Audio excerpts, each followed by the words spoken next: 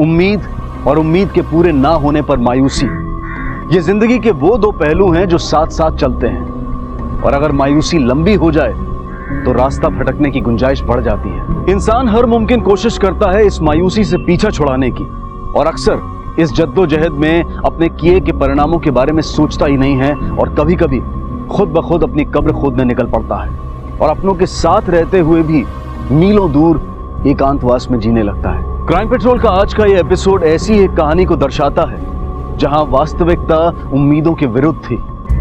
हरीश, आंखें खोलो ना प्लीज। प्रतिमा ठीक हो जाएगा, ठीक हो जाएगा। हरीश उठो ना, कुछ बोलो।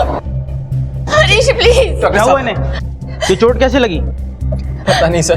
डॉक्टर साहब प्लीज मेरे हस्बैंड को बचा लीजिए। देखकर तो लग रहा है कि किसी के साथ मारपीट हुई है। सिस्टर, इस केस के बारे में पुलिस को इन्फॉर्म कीजिए। अगली बार हरीश सब ठीक हो जाएगा प्रतिमा, ठीक हो जाएगा वो। डॉक्टर का कहना है कि हरीश को मारपीट हुई है। इसके बारे में आपको कोई जानकारी है? किसी के साथ झगड़ा वगैरह? नहीं सर, एक्चुअली चौल के बाहर हरीश हमें इसी हालत में मिले थे। साहब, हमारी चौल के पास में एक पार्किंग लॉट है जहाँ मैं अपना रिक्शा खड़ा करता हूँ। आज भी जब रिक्शा खड़ा कर रहा था तो मैंने देखा कि हरीश, हरीश, क्या हुआ रे तेरे को? हाँ? हरीश बोलना। अरे कौन किया तेरे को ये? फिर मैंने प्रतिमा को फोन किया और मेरे रिक्शे में हम दोनों उसको यहाँ लेकर आ गए। आप कौन है इनके? साहब, वैसे तो पड़ोसी हूँ, पर प्रतिमा को अपनी सगी बहन से भी ज्यादा मानता हूँ। अच्छा, आपको किसी पे शक है जो इस तरह हरीश पे हमला कर सके? नहीं सर, हरीश बहुत शरीफ इंसान है। वो तो कभी कभी किसी से ऊंची आवाज में बात तक नहीं करता है। हरीश काम क्या करते हैं? फिलहाल कुछ नहीं चल रहा है सर, लेकिन कुछ सालों पहले तक हमारा कपड़ों का बिजनेस था। जब से वो फ्लॉप हुआ है कोई काम नहीं है। लेकिन हरीश रोज सुबह उठकर बाइक से काम ढूंढने जाते हैं सर। अच्छा, हरीश के पास बाइक है, फिर भी वो पैदल क्यों चल रहा था? और उसने अपने इस हालत के बारे में आपको फोन तक नहीं किया? नहीं सर, और जब हरीश हमें मिला ना तो बाइक थी और ना मोबाइल। हरीश का फोन नंबर बताइए जरा। 99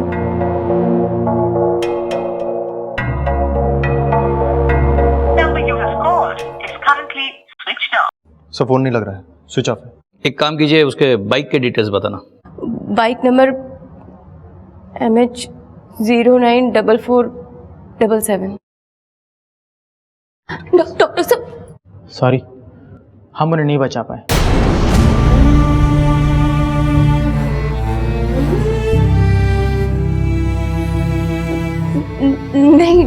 नहीं डॉक्टर साहब, ऐसा नहीं हो सकता। मेरा हरीश मुझे ऐसे छोड़कर नहीं जा सकता। आप प्लीज एक बार फिर से चेक कीजिए ना। बोलो ना इनको, वो ऐसे नहीं जा सकता। मुझे जो बोलो ना चेक करने के लिए, प्लीज बोलो ना। वो ऐसे नहीं जा सकता, हरीश ऐसे नहीं जा सकता मुझे छोड़ के। मात्रे, हमें इस बात की इंफॉर्मेशन है कि हरीश पे हमला हुआ था। वो किसने, कब और कहाँ किया था, इसका पता लगाना है। पहले तो उसकी मोटर बाइक ढूंढ लो और ये पता करो कि वो चाल तक मोटर बाइक पे आया था या किसी ने उसे छोड़ा था। ठीक है सर। और एक बात, ये हरीश कुछ काम धाम तो नहीं करता था, तो इसका पता करो कि उसका डेली रूटीन क्या था। हरीश की A to Z इंफॉर्मेशन निकालो। ठीक है सर।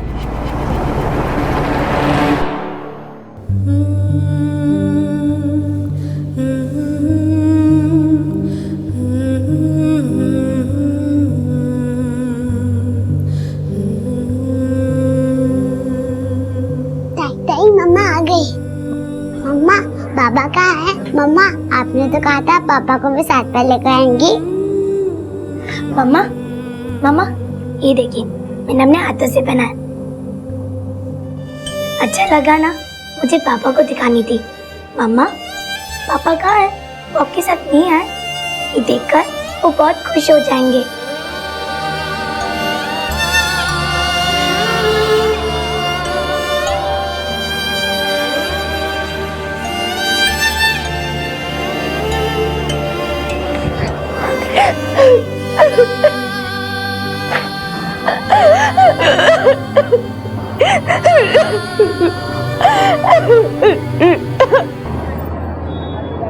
आइए सर, यही है वो बैग। सर ये हरीश की ही बाइक है, क्योंकि हमें जो भी डिटेल्स मिली थी सब मैच कर रही हैं सर। सर ये देखिए, ये इंडिकेटर भी टूटा हुआ है और ये नंबर प्लेट भी टेढ़ा है, और सर ये बैकलाइट के ऊपर का फाइबर ये भी टूटा हुआ है सर। एक्सीडेंट हुआ है मतलब अनबन हुई होगी। कहाँ से उठाई है? सर यही अपने डिंडोशी नाके से।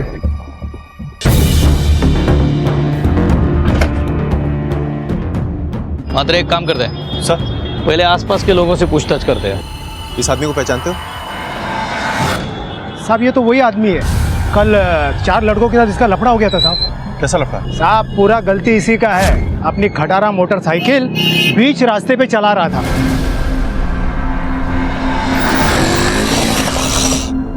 और फिर साहब उनकी हट गई और फिर झगड़ा हो गया। अबे दिखाई नहीं देता क्या बे? कहाँ चला रहा है गाड़ी? अबे तुझे सुनाई नहीं देता बहरे? तब से ऑन नहीं जा रहे। अरे तेरे बाप की सड़क है क्या? बाप नहीं जा रहा है। हाथ पे कैसे दे बे? हाथ क्या लगा दे बे? हाथ क्या लगा दे? अबे पकड़ पकड़ समझता नहीं? गाड़ी दे बे। अच्छा, इस आदमी का जिन 4 लड़कों से झगड़ा हो रहा था, तुम उनको जानते हो? यहीं कहीं रहते वो लोग? नहीं नहीं साहब, उनको नहीं जानते हम। ठीक। इसे देखा है कहीं? हाँ साहब, कल इसी का तो 4 लड़कों के साथ खूब मारा मारी हो रही थी। रोड तेरे बाप की है कि तेरे खून में खराबी है? मैं क्या बोला? खून में खराबी है सब। क्या बोला मैं? हाथ क्या लगा दे बे? हाथ पकड़ पकड़, छोड़ बस साले को, छोड़ छोड़ साले। अच्छा, उन लड़कों को पहले कभी देखा था यहाँ? नहीं नहीं साहब, उनको पहले कभी नहीं देखा। ये झगड़ा शुरू किसने किया था? साहब किसी पुरानी बात पे झगड़ा चल रहा था। अबे अंधा बह रहा है क्या तू? एक बात तुझे समझ में नहीं आती? भूसा भरा है तेरे दिमाग में? तेरे बाप का नौकर नहीं हूँ जो तेरे कहने पे चलाऊंगा, समझ गया ना? सड़क क्या तेरे बाप की है? यार ये खर्चा पानी लिया बिना मानेगा नहीं क्या? पकड़ा। अच्छा, तुमको याद है कि उन लड़कों की कार किस रंग की थी? सफेद रंग की थी साहब। साहब बाइक तो पहले से खटारा हालत में थी, मारपीट में और भी टूट गई थी, इसलिए वो पैदल ही चला गया। किस तरफ गया था? इस तरफ गया था साहब। साहब उसके जाने के बाद वो लड़के फिर से आए, उसको ढूंढे लेकिन वो नहीं मिला, तो लड़के लोग चले गए। इतनी पूछताछ के बाद भी कुछ हाथ नहीं आया। सभी आए विटनेसेस अलग अलग बात बता रहे हैं, सिवाय एक बात के कि हरीश का जिनके साथ झगड़ा हुआ था वो 4 लोग थे और वो एक वाइट कार में आए थे। सर मुझे लगता है कि ये मामला रोड रेज का है, क्योंकि हरीश की पत्नी प्रतिमा भी यही कह रही थी कि हरीश की किसी के साथ कोई दुश्मनी नहीं थी। अगर ये मामला रोड रेज का है फिर भी हमें पूछताछ तो करनी पड़ेगी, क्योंकि हो सकता है कि रोड रेज का फायदा लेकर कोई अपनी आपसी दुश्मनी निकाल रहा हो। मात्र एक काम करो सर, यहाँ के सीसीटीवी फुटेज चेक करो और आसपास के गैरेज में पूछताछ करो पिछले 36 घंटे में कोई वाइट कार रिपेयरिंग के लिए आई है या नहीं।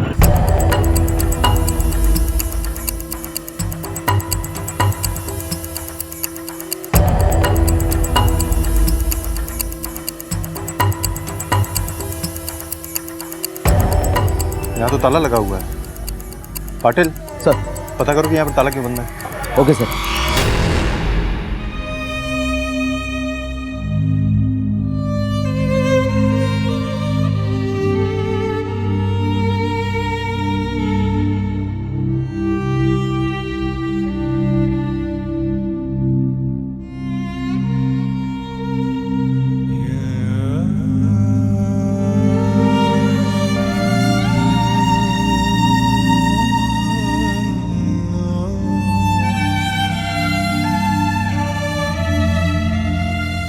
क्या देख रहे हो बेटा? पापा को देख रहे। मम्मा ने कहा ये हमारे पापा हैं। मामा, अगर ये हमारे पापा हैं तो हम इनसे कैसे बात करेंगे? वो हमसे प्यार कब करेंगे? वो हमें गले कब लगाएंगे? जब ये दिया बुझ जाएगा तो पापा कहाँ मिलेंगे? तुम्हारे पापा के नाम का दिया कभी कब बुझ गया है बेटा। हमें आपसे कुछ बात करनी है। हरीश का किसी लड़कों के साथ झगड़ा था क्या? कोई दोस्त, रिश्तेदार या बाहर वाला कोई? सर मैंने आपको पहले ही बताया है, ऐसा पॉसिबल ही नहीं है। मेरा हरीश ऐसा था ही नहीं। जरा अपने दिमाग पे जोर दीजिए, वो भी ऐसा कोई जिसके व्हाइट कलर की कार हो। नहीं सर। सर मैंने उस एरिया के सारे गैरेज में पूछताछ की है, सिवाय एक के, क्योंकि वो बंद था सर। और सर वहाँ के आसपास की दुकानों के सीसीटीवी फुटेज में भी हमें कुछ खास नहीं मिला है, क्योंकि क्राइम स्पॉट इनमें से किसी भी सीसीटीवी की रेंज में नहीं है। प्रतिमा और भरत भी अपने अपने बयां पर टिके हुए हैं। पता नहीं सच बोल रहे हैं या सच को छुपा रहे हैं। जो भी हो, पता तो लगाना ही होगा हरीश को किसने मारा।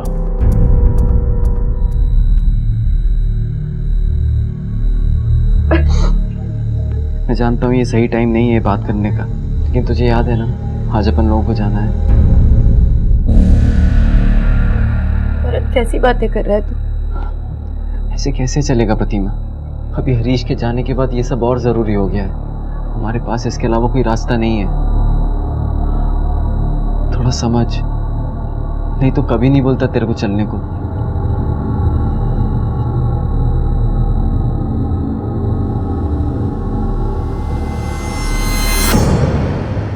सर ये रही हरीश मोहिते की पोस्टमार्टम रिपोर्ट। सर इस रिपोर्ट के मुताबिक हरीश की मौत सर पे किसी रॉड जैसी चीज के वार से हुई है। मात्र लेकिन आई विटनेस में से किसी ने भी रॉड का जिक्र नहीं किया। और आरटीओ वालों को हरीश की बाइक जहां मिली उस स्पॉट से हरीश की चौल करीबन 1 से 1.5 किलोमीटर दूर है। और जिस इंटेंसिटी से उस पर वार हुआ है, इसके बाद इतनी दूर चल के जाना इम्पॉसिबल है। सर इसका मतलब कि झगड़े के बाद हरीश के सर पे रॉड मारा गया है। पीएम रिपोर्ट देखने से तो यही लगता है। मतलब झगड़े के बाद लड़के चले गए होंगे, मारपीट में हरीश का मोबाइल गिर गया होगा, इसलिए वो किसी को फोन नहीं कर पाया। और जब वो घर की ओर बढ़ रहा था तो किसी ने पीछे से आकर उस पर रॉड से वार किया। लेकिन सर एक बात समझ में नहीं आई, अगर हरीश का कोई दुश्मन था नहीं तो ऐसा कौन कर सकता है? शायद कोई अपना, क्योंकि किसी राह चलते आदमी पर क्यों कोई वार करेगा? मात्रे सर भरत ने अपने बयान में कहा था कि हरीश को इतनी बुरी हालत में उसने सबसे पहले देखा था और उसके बाद उसने प्रतिमा को इन्फॉर्म किया था। मतलब हरीश को उस हालत में देखने वाला भरत के अलावा दूसरा और कोई नहीं था। शायद ऐसा भी हो सकता है कि पहले भरत ने हरीश पे वार किया और उसके बाद प्रतिमा को फोन किया और उस पर कोई शक न करे, इसीलिए वो अपने ही ऑटो में हरीश को हॉस्पिटल ले गया। मादरे, इस भरत के सब डिटेल्स निकालो और उसके पहले क्राइम स्पॉट पे जाके इस बात का पता करो कि किसी आई विटनेस ने झगड़े के दौरान कोई रॉड देखा था या नहीं। ठीक है सर। हरीश की पोस्टमार्टम रिपोर्ट ने पुलिस के शक के दायरे को बढ़ा दिया। बेशक पुलिस के पास तमाम सवालों के जवाब नहीं थे, लेकिन यह तय था, यह बिल्कुल साफ था कि हरीश को जानबूझकर मारा गया था। पुलिस अब यह समझने की कोशिश कर रही थी कि हरीश की मौत के पीछे उसके साथ हुई रोड रेज की वारदात थी या फिर उसका कोई दुश्मन। कहीं प्रतिमा और भरत के बीच में जो कुछ चल रहा था वही तो इसका जिम्मेदार नहीं था। आखिर वो कौन सी मजबूरी और जरूरत थी जिसके आगे प्रतिमा ना चाहते हुए भी घुटने टेकने पर मजबूर थी। इस केस की परतें धीरे धीरे खुलनी शुरू हो चुकी थी। अब देखना यह था कि वो किसके ऊपर जाकर रुकने वाली थी। अच्छा, कल जो लफड़ा हुआ था उसमें किसी ने रॉड भी इस्तेमाल किया था क्या? नहीं साहब, रॉड तो नहीं था। अरे नहीं साहब, हथियार वगैरह कुछ नहीं चला, केवल लात घूसों से ही मारा मारी हो रही थी साहब। साहब मैं तो ये लफड़ा नजदीक से देखा था, लेकिन रॉड बीट नहीं यूज किया था। ठीक करडे सर, इन सबको पुलिस स्टेशन लेकर चलो और इसके चार्जेस से उन चारों लड़कों के स्केच बनवाओ। Okay sir. सर किसी भी आई विटनेस ने उस लड़ाई झगड़े में रॉड या रॉड जैसी किसी भी चीज का इस्तेमाल होते हुए नहीं देखा है। इसका मतलब ये कंफर्म है कि हरीश पे हमला घर जाते हुए हुआ है और किसी जानने वाले ने हमला किया है, या फिर शायद जिनके साथ झगड़ा हुआ उन लोगों ने वापस आके हरीश पे हमला किया है। मगर एक काम करो सर, झगड़े की जगह से लेकर हरीश के घर तक का रास्ता छान मारो। देखो कोई सबूत या खून का डब्बा वगैरह मिलता हो तो।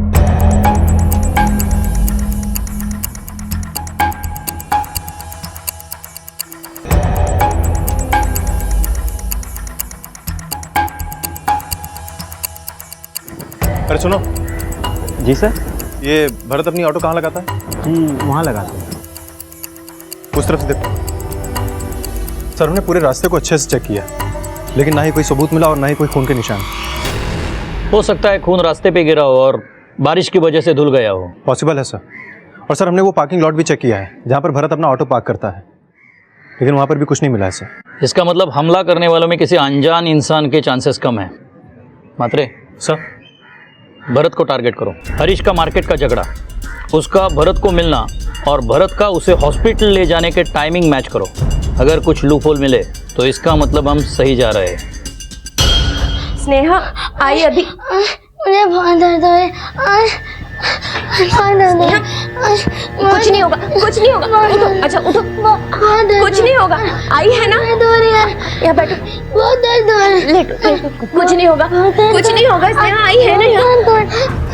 हाँ, कुछ नहीं होगा। आई है ना यहाँ पे? आई है ना स्नेहा? स्नेहा, कुछ नहीं होगा, आराम से लेटो। स्नेहा, स्नेहा, स्नेहा, स्नेहा। बेटा लंबी सांस लो।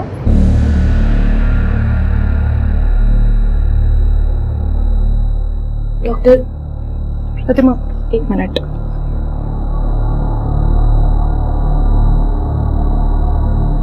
देखो प्रतिमा, अब हम और वेट नहीं कर सकते, हमें इसका ऑपरेशन करना पड़ेगा जितनी जल्दी हो सके, वरना बहुत देर हो जाएगी। तुम जितनी जल्दी हो सके 2 लाख रुपए का इंतजाम करो और उसका ऑपरेशन करवाओ।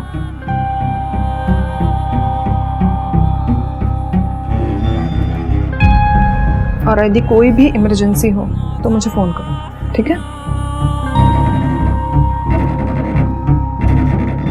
भरत, मुसीबतें खत्म ही नहीं हो रही हैं। पता नहीं कब तक हमें मजबूरी में ये सब करना पड़ेगा। तू टेंशन मत ले,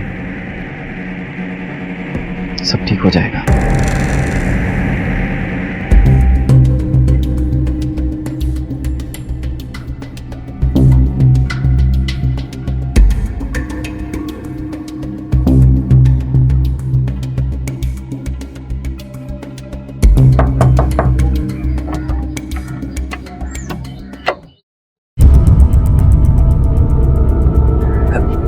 आ जाओ मेरे बच्चों।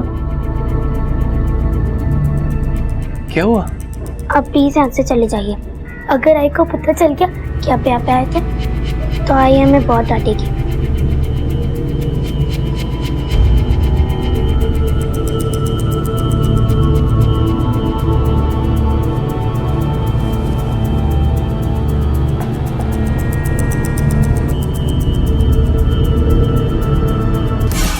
उस दिन जो झगड़ा हुआ था, ये आदमी था क्या वहां पे? नहीं साहब, ये आदमी नहीं था।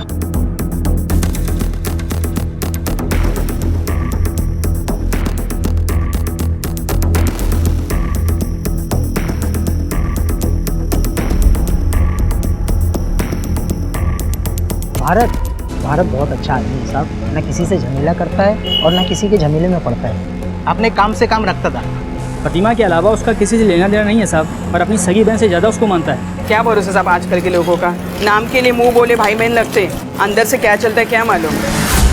कहीं वो औरत सच तो नहीं कह रही? ये मुंह बोले भाई बहन के आड़ में कुछ और तो नहीं चल रहा? और हरीश का खून इस आड़ का नतीजा तो नहीं? और सर, यहाँ पर काफी लोगों का कहना है कि प्रतिमा भरत के साथ हरीश से भी ज्यादा वक्त गुजारती थी, और ये सिलसिला अब भी चल रहा है। सर आखिर क्या वजह हो सकती है इस मेलजोल? पुलिस इंक्वायरी चल रही है, और ऐसे में हमारा ये सब करना, तुम्हें नहीं लगता अगर किसी ने देख लिया तो हम लोग फंस जाएंगे? अरे तू टेंशन काहे को लेती है? कोई नहीं देखेगा, मैं सोच समझ के प्लान किया है। आज जाना कहाँ है? 3 नंबर। और हाँ, कम से कम 50 का जुगाड़ करके लाना इस बार। प्रतिमा बहुत मिलनसार थी साहब। घर में पैसे की मारामार होने के बावजूद वो सब कुछ अच्छे से संभाल लेती है साहब। और ये हरीश आदमी कैसा था? वो तो 1 नंबर का निकम्मा है साहब, बस दिन भर इधर उधर घूमता रहता है, काम धाम तो कुछ नहीं करता है। बस ये दारू की लत लगा ली है उसने अपने आप। हरीश संभाल के। हरीश, क्या दिखाना चाहती है? मैं बेवड़ा हूँ और तू बहुत शरीफ है। तेरी वजह से हो गया हूँ मैं बेवड़ा। चलो हरीश। जिंदगी बर्बाद करके रख दी तूने मेरी। गाली गलौज तो रोज का था साहब। अभी काफी दिनों से वो उसे पीटने भी लगा था, और वो बेचारी उफ तक नहीं करती थी। क्या ये रोज रोज वही सब्जी? क्या दिखाना चाहती हो तुम? मैं निकम्मा हूँ? अच्छा खाना भी नहीं खिला सकता? नहीं चाहिए तुम्हारा खाना। क्या हुआ आई? पापा कहाँ चले गए? बड़े ताज्जुब की बात है, हरीश के इतने टॉर्चर करने के बाद भी प्रतिमा को उससे कोई शिकायत नहीं है। ऐसी कौन सी मजबूरी, कौन सी कमजोरी है कि प्रतिमा ये सब बर्दाश्त कर रही थी? सर, जब हमने प्रतिमा से हरीश के बारे में पूछा था, तब भी उसने हरीश को शांत और शरीफ आदमी बताया था। नहीं सर, वो झूठ क्यों बोलेगी? इसी का तो पता करना है मात्रे। ऐसे कौन से वीकनेस, कौन से रहस्य प्रतिमा के साथ इस तरह जुड़े हुए हैं कि वो हरीश का टॉर्चर भी सह रही थी?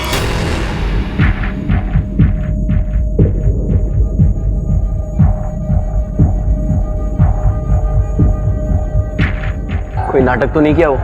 नहीं। एक काम कर, ये पैसा संभाल के रख, ऑपरेशन के एडवांस के लिए काम आएंगे, ठीक है? सर, हरीश मोहिते का जिन 4 लड़कों के साथ झगड़ा हुआ था, उनके जो आई विटनेस थे, उनके आधार पर ये 4 लोगों के स्केच बन गए हैं। ठीक है, तुम जाओ। Excuse me sir. हेलो। अच्छा, ठीक है, रखो।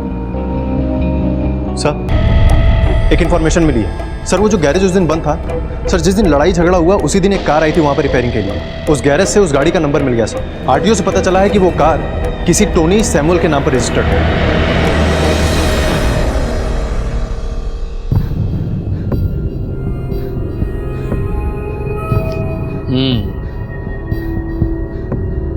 चलो अब डिटेल में बताओ, क्या क्या हुआ था उस दिन? सर उस दिन झगड़ा हुआ था, पर गलती उस बाइक वाले की थी। वो बहुत ही स्लो चला रहा था। मैं बहरा है क्या? हमने उसे कई बार हॉर्न भी मारा, पर वो जानबूझकर साइड नहीं दे रहा था। मैं हट नहीं रहा यार इसकी तो।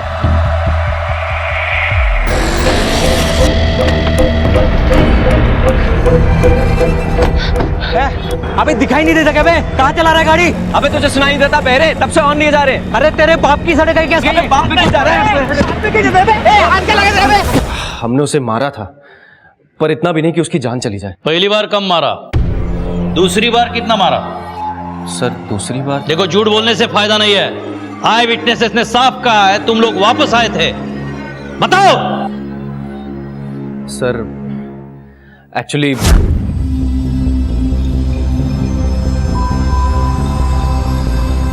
आगे जाने के बाद हमें लगा कि हमें उसे और सबक सिखाना चाहिए, इसलिए हम वापस आए। पर सर हमने उसे बहुत ढूंढा, वो मिला नहीं। फिलहाल तुम जा सकते हो, लेकिन ये केस सॉल्व होने तक ये शहर छोड़ के नहीं जाना, समझे? जाओ। पाटिल सर, लक्ष ठेवा चौकांवर.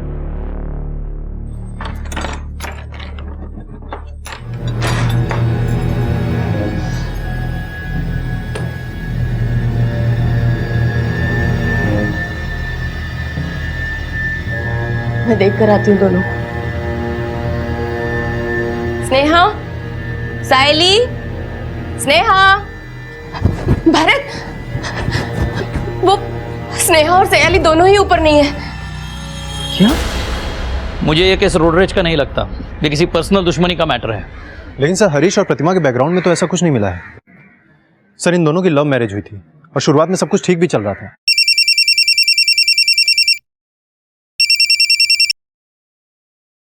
हेलो,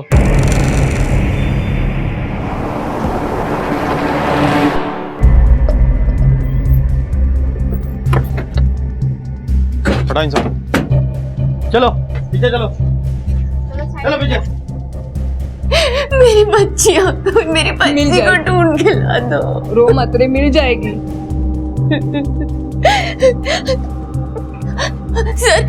सर मेरी बच्चियां गुम हो गई है सर। प्लीज आप अपने आप को संभालिए, हम पूरी कोशिश करेंगे आपके बच्चों को ढूंढने की।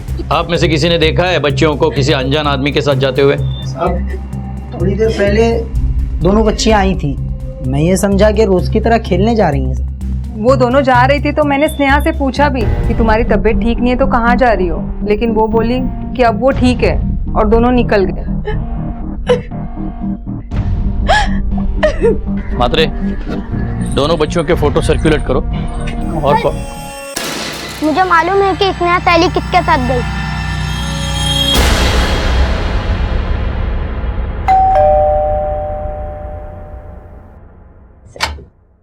अरे ताई, कहाँ है मेरी बेटियां?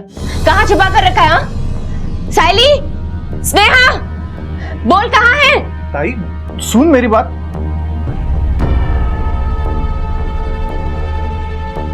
मम्मा, हम अपनी मर्जी से नहीं आए, नाना में जबरदस्ती लेकर आए।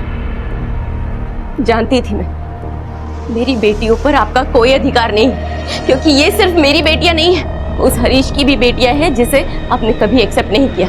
बच्चियों को किडनैप क्यों किया आपने? साहब ये मेरी नातियां हैं, मैं भला इन्हें क्यों किडनैप करूंगा? मैं बस उन्हें थोड़ा घुमाना चाहता था, खुशियां देना चाहता था। और साहब मैं बिना बताए इसलिए लेके आया कि प्रतिमा मुझे इन्हें मिलने नहीं देती थी। वाह, मैं आपको इनसे मिलने नहीं दूंगी तो आप मेरी बेटियों को किडनैप कर लेंगे? ताई काय बोलती है तू? बाबा है वो हमारे। बाबा होंगे वो तेरे, मेरे बाबा नहीं है। तो मेरे पति को एक्सेप्ट नहीं किया, मैं उसे एक्सेप्ट नहीं करती। अरे वो निकम्मा था इसी लायक। Shut up! बिल्कुल बकवास नहीं। वो इस दुनिया में नहीं है, इसका मतलब ये नहीं है कि तू उनके बारे में कुछ भी बोलता जाएगा। तू क्या, कोई भी कुछ भी कहे, मैं बर्दाश्त नहीं करूंगी। चलो यहां से।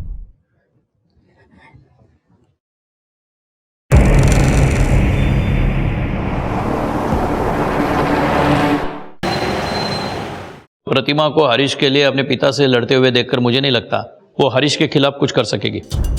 और ये भरत और प्रतिमा का रिलेशन हम कुछ ठीक तरह से समझ नहीं पा रहे हैं, और ये रिलेशन नाजायज होने के चांसेस बहुत कम हैं। सर अगर ये प्रतिमा वाला पर्सनल एंगल निकाल भी दिया जाए तो फिर हरीश को मारा किसने होगा? इस केस में और एक पर्सनल एंगल आ गया है, प्रतिमा के पिता अशोक और भाई अश्विन का। ये दोनों हरीश से बहुत नफरत करते हैं। हो सकता है दोनों में से किसी ने या दोनों ने मिलकर हरीश को मारा हो। एक काम करो सर, दोनों की डिटेल्स निकालो और देखो दोनों के नफरत की हद कहां तक है। ठीक है सर।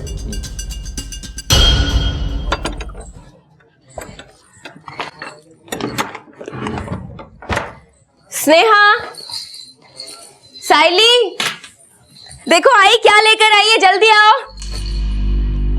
साइली, कपड़े और ये देखो खिलौने भी हैं। ये मैं लूंगी। ओके, और चॉकलेट भी है। अच्छी है ना? हाँ। मेरा लड्डू बेटा, आई ना तुम्हारी हर चीज का ख्याल रखेगी, स्नेहा का इलाज कराएगी, और तुम दोनों को जो कुछ चाहिए आई से कहना, हाँ? लेकिन कभी भी किसी से भी बाहर वाले से नहीं लेना, नाना से भी नहीं। अरे वाह,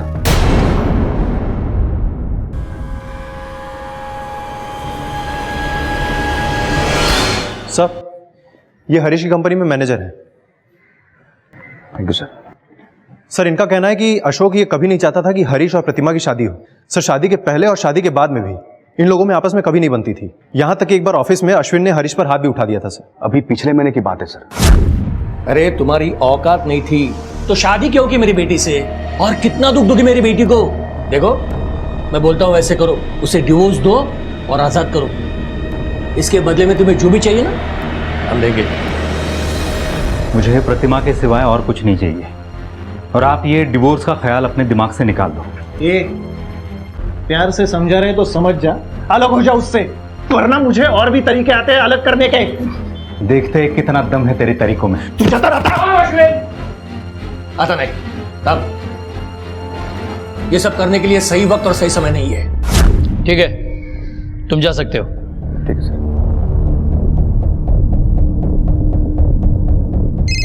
एक्सक्यूज मी सर। हेलो, अच्छा ठीक है रखो। सर एक इंफॉर्मेशन मिली है, हरीश का जिन 4 लड़कों से झगड़ा हुआ था वो सब नेशनल कॉलेज के स्टूडेंट हैं। और सर खास बात यह है कि अश्विन भी उसी कॉलेज का पास आउट है। इसका मतलब अश्विन से बात करने का टाइम आ गया। तुमने अपनी बेटियों को बताया कि ये सब हराम की कमाई से आया है? नहीं, अब मैं बता देता हूं। देख बहुत हो गया, मुझसे पंगा मत लेना वरना वरना क्या? हाँ क्या कर लेगा तू? देख लूंगा तुम दोनों को, ऐसी हालत करूंगा ना सोच भी नहीं सकते। चल चल निकल इधर से, समझाना जो करना याद कर ले। रखना, देख लूंगा। चल।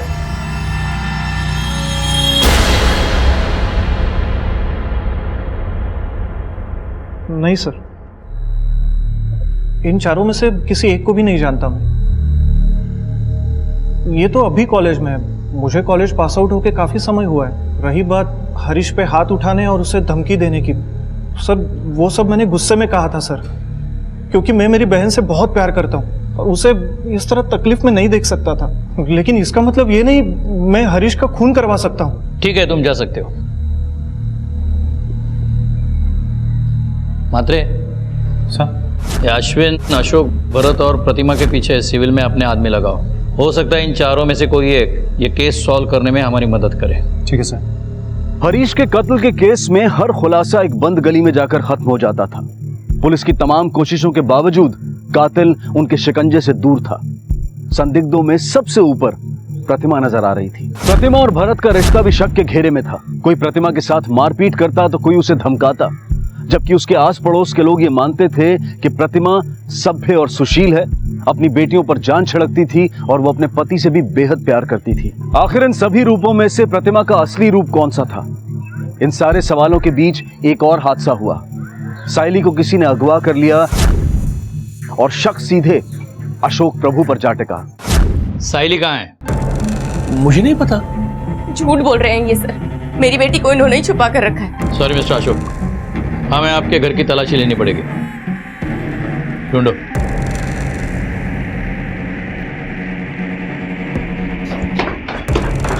कर दे। काही सापडला? नाही साहेब, काय नाही सापडलं। सर, कुछ नहीं मिला। जैसे तुम अपनी बेटियों के लिए तड़प रही हो ना, वैसे मैं भी तुम्हारे लिए तड़प रहा हूं। बेटी, मैं तुम्हारा बाप हूं, दुश्मन नहीं। मैं भी एक माँ का दुख दर्द समझ सकता हूं।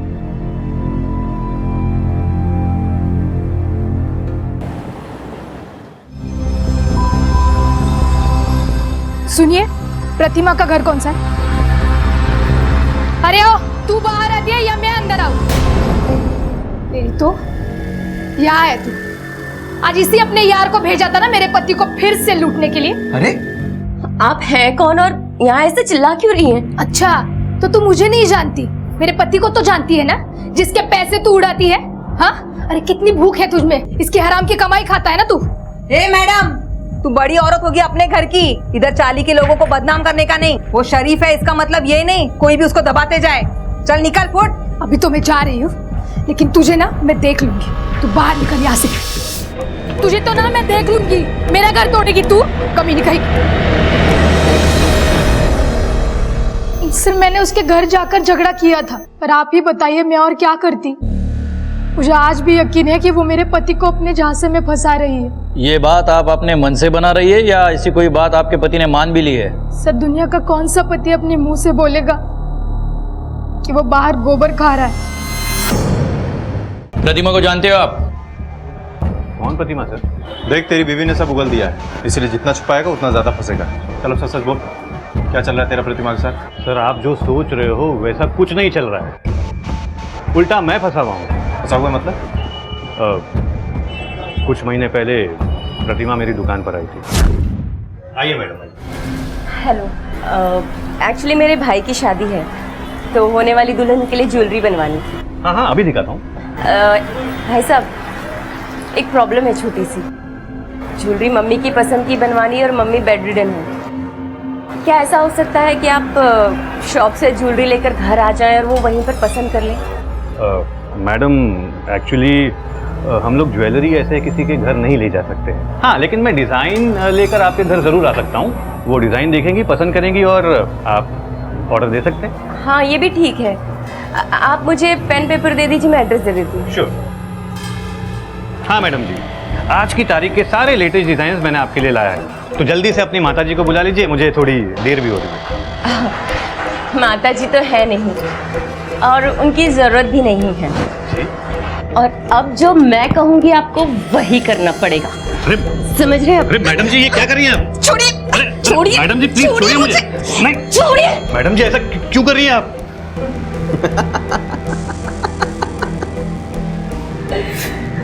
सही लग रहा है ना तू? हाँ, देख, तेरी बहुत फोटो है सालों में मेरे पास। अभी पैसा देगा या पुलिस में जाऊं, तेरी बीवी को दिखाऊं? नहीं, ऐसा बिल्कुल मत करना। चुप। तब से वो दोनों मुझे ब्लैकमेल कर रहे हैं सर। कितने पैसे मांगते हैं? 20-50 हज़ार से ज़्यादा नहीं मांगते सर। वो मेरी मेहनत की कमाई को ऐसे लूट रहे हैं। अच्छा, तो तुम्हारी मेहनत की कमाई बचाने के लिए पुलिस के पास क्यों नहीं आए? अगर नाम खराब होगा तो धंधा भी खराब होगा ना सर। मात्र मुझे नहीं लगता हीरामन झूठ बोल रहा है, लेकिन उसके पास उसके इनोसेंट होने का कोई सबूत नहीं है।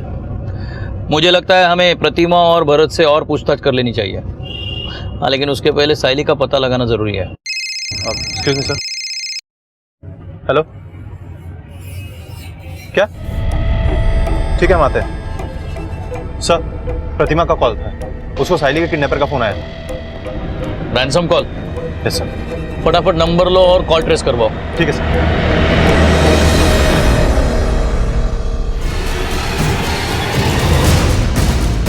जी,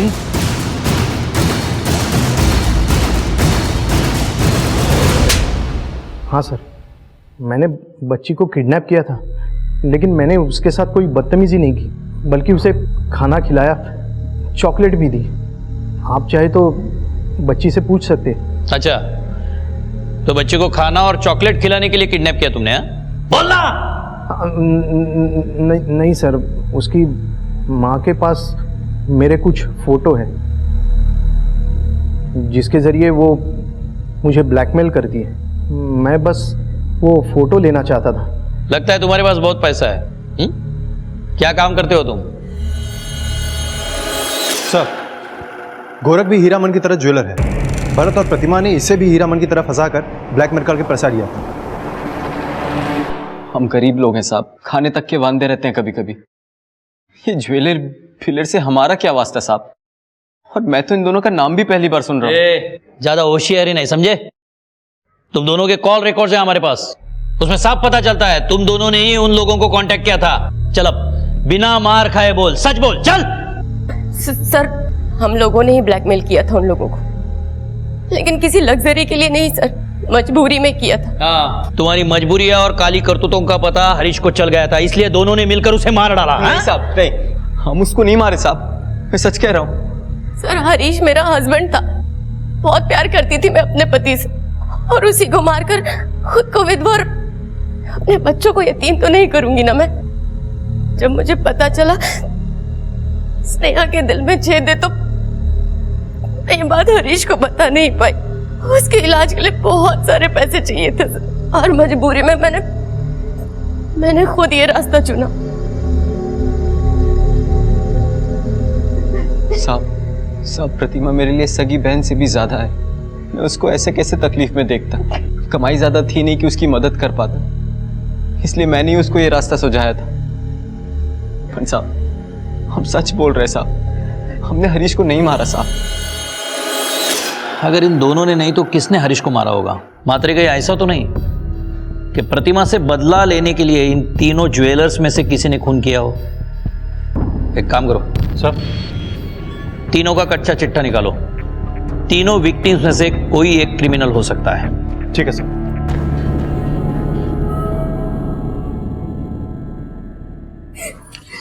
मम्मा, मम्मा, मम्मा, तेरी बेटियां देख तुझसे मिलने आई है।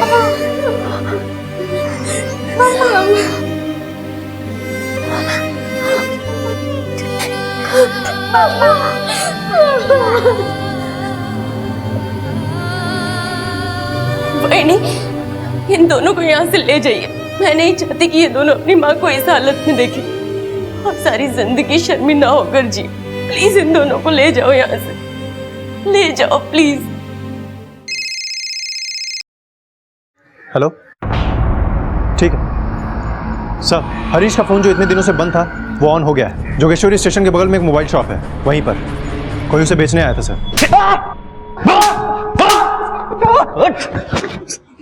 हमें पता है ये मोबाइल तुम्हारा नहीं है। चोरी किया ना तूने? हाँ, ये खून किया इसके लिए, एक आदमी को मारा। बोल क्या क्या किया और बोल। साहब, मैंने किसी को नहीं मारा है साहब। साहब, मैं सच बोलता है, वो मोबाइल मैंने चुराया साहब, पर किसी की जान लेके नहीं।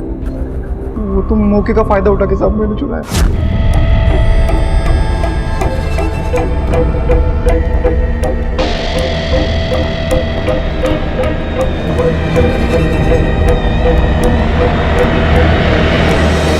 तुझे क्या लगता है तेरी बात पे हम विश्वास करेंगे? हाँ साहब, मैं उसे क्यों मारूंगा साहब?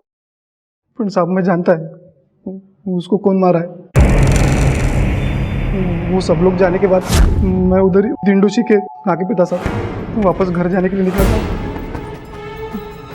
तो वहाँ पे सुनसान गली पड़ती है साहब, वहाँ पे रिक्शा वाले ने ब्रेक मार कर साइड में रुका है साहब। वो रिक्शा का ड्राइवर नीचे उतरा साहब और एक आदमी के सर पे रॉड से मारा साहब। जिस आदमी को उसने मारा था वो साहब वो वही आदमी था साहब जिसका दिंडोशी चौक पे लफड़ा होता साहब, जिसका वो मोबाइल था साहब। मैंने नहीं मारा साहब किसी को, साहब मैंने नहीं मारा साहब। सर वो सिर्फ एक एक्सीडेंट था, हम हरीश को मारना नहीं चाहते थे। और ये सारी बातें मैं आपको पहले ही खुद बता देती, लेकिन फिर अपनी बेटियों के बारे में सोचा, अगर मुझे कुछ हो जाएगा तो उनका कौन सहारा होगा। साहब हरीश की हालत देख के ही मैंने प्रतिमा को उधर बुलाया था। हम लोग उसे हॉस्पिटल लेके ही जा रहे थे। हरीश आंखें खोलो ना। भरत पास प्लीज पास। हरीश ठीक हो ना? कहाँ लेके जा रहे हो मुझे? हॉस्पिटल जा रहे हैं। अपनी हालत तो देखो तुम। मेरी हालत ऐसी है कि मेरे सामने तुम अपने यार के साथ घूम रही हो और मैं कुछ नहीं कर पा रहा हूँ। क्या बोल रहे हो तुम? हरीश भाई क्या बोले जा रहे हो आप? सर फोड़ दूंगा तेरा। क्या मुझे पता नहीं तेरे और इसके बीच में क्या चल रहा है? भाई बहन की आड़ में क्या गुल खिला रहे हो तुम? अगर इतनी ही आग लगी है ना तो भाई बहन के रिश्ते को क्यों बदनाम कर रहे हो? हरीश प्लीज चुप हो जाओ, मैं तुम्हारे हाथ जोड़ के अपनी बकवास बंद कर दो। अभी दिखाता हूँ तुम्हें बकवास क्या होती। डॉक्टर ने उसका ट्रीटमेंट तुरंत स्टार्ट किया, लेकिन थोड़ी देर बाद ही डॉक्टर ने आके बताया हरीश इस दुनिया में नहीं रहे। हरीश का वापस आना तो पॉसिबल नहीं था, इसलिए अपनी दोनों बेटियों के बारे में सोचकर मैंने खुद को बचाना ठीक समझा सर। माना कि तुम दोनों की नीयत नहीं थी उसे मारने की, लेकिन खून तो हुआ है। और हाँ प्रतिमा, कभी कभी अपनों को नफरत का चश्मा उतार कर देखना सीखो। तुम्हारे पिता और भाई दोनों को तुम्हारी बहुत फिक्र है, और तुम्हारे बेटियों की भी।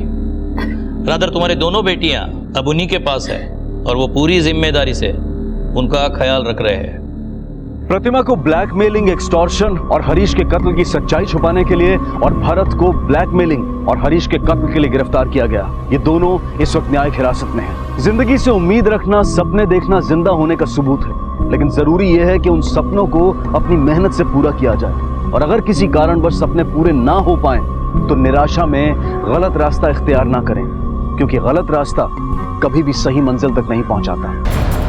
अगर सुनीता रोहित का गैंग चला रही है तो सुनीता के कॉल रिकॉर्ड्स में उसका कोई ना कोई क्लू जरूर मिलेगा। सर कॉल रिकॉर्ड आ चुका है, शिरके स्टडी कर रहा है। क्या है ये? नहीं मामा, मुझे ये बिस्किट नहीं खानी, मुझे आइसक्रीम खाना है। आयुष, मैंने बोल दिया ना एक बार, जो है वो खा ले चुपचाप, बाद में जो बोलेगा वो मैं दूंगी। कुसुम, क्या हुआ, क्या बात है? बोल रहा है कि अगर कल तक 10 लाख रुपए नहीं दिए तो आनंद को मार देगा। क्या? कुसुम तू टेंशन मत ले, मैं हूं ना। हम लोग मिलके कुछ करते हैं। सर सुनीता के कॉल रिकॉर्ड में उस औरत की कोई लीड नहीं मिली, लेकिन इस कॉल रिकॉर्ड में ऐसे 3 नंबर है जिसपे सुनीता की बहुत ज्यादा बातें होती थी। किस किस के नंबर हैं?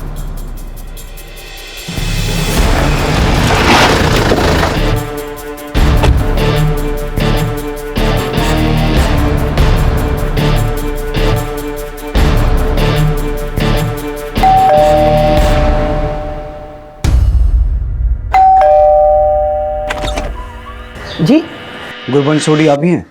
हाँ जी साहब। है सर, नीलम यहीं रहती है, लेकिन अभी वो घर पे नहीं है। सर सुनीता से मेरी बात होती थी, लेकिन मुझे कोई आइडिया नहीं कि वो इस वक्त कहाँ होगी।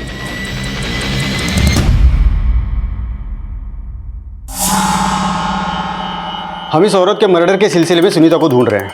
क्या आप जानती है ये औरत कौन है? नो सर, मैं इसे नहीं जानती। नहीं साहब, मैं इसे नहीं जानती। और इसे?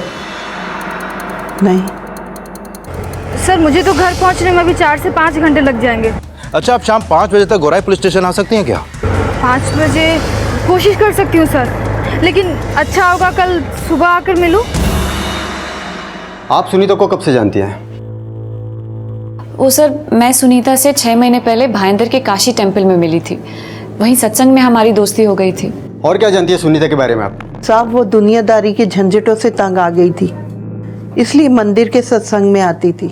सुनीता कहती थी कि उसका पति उसे बहुत मारता था। बेचारी अकेली अपने बच्चे को पाल रही है। साहब वो अपने बेटे के लिए बहुत चिंतित रहती थी। बस एक दूसरे के दुख दर्द की बातें करते करते उससे पहचान हो गई थी। आप सुनीता से आखिरी बार कब मिली थी? सब 1 हफ्ता पहले सत्संग में। हर मंगलवार को सत्संग होता है, वहीं मिली थी मैं लास्ट टाइम सुनीता से। सर नीलम तो घर में नहीं मिली, लेकिन मेरी उससे फोन पे बात हुई। वो कल सुबह थाने आएगी। सर उसका कहना है कि उसकी मुलाकात भी सुनीता से भाईंदर के काशी मंदिर में हुई थी। अगर ये तीनों औरतें सुनीता से काशी मंदिर में मिली तो वो सुनीता का उस औरत से जिसकी लाश हमें विक्रम के घर से मिली और उस किन्नर से क्या कनेक्शन हो सकता है? और उस औरत के मर्डर में सुनीता का वाकई में कोई हाथ है? एक टीम काशी मंदिर भेजो, सुनीता के बारे में और इन्फॉर्मेशन निकालो, उसके कॉल रिकॉर्ड्स में जिस जिसके भी नंबर है सबसे पूछताछ करो। सर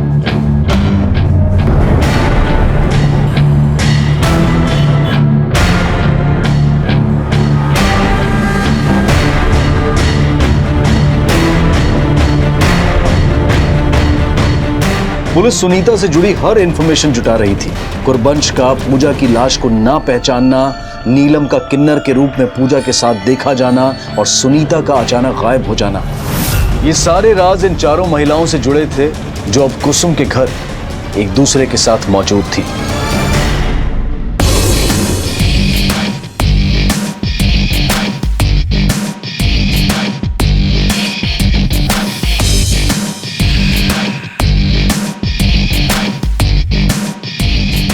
मम्मा अब तो हीरोइन लग रही हो। अरे बेटा, तूने ना अभी अपनी नीलम मासी का भेस नहीं देखा है। तेरी माँ से कम सुंदर नहीं लगती है। क्यों?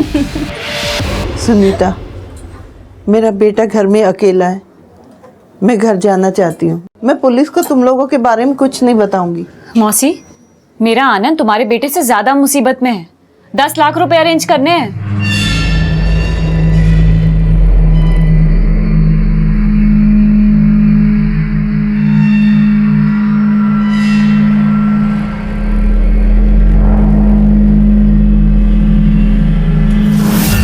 सर सुनीता के कॉल रिकॉर्ड निकलवाने के बाद उसका फोन कल रात एक बार ऑन हुआ था और उसके फोन से हिस्ट्री शीटर आशुतोष त्यागी को फोन किया गया था। आशुतोष त्यागी? हाँ सर। इसका मतलब है रोहित जुगराज ही नहीं, सुनीता का आशुतोष त्यागी से भी कोई कनेक्शन है? सर कहीं ऐसा तो नहीं कि वो किन्नर वो भी इनके क्राइम पार्टनर हो? शायद इसी वजह से उस औरत की मिसिंग कंप्लेंट कहीं पे दर्ज नहीं हुई।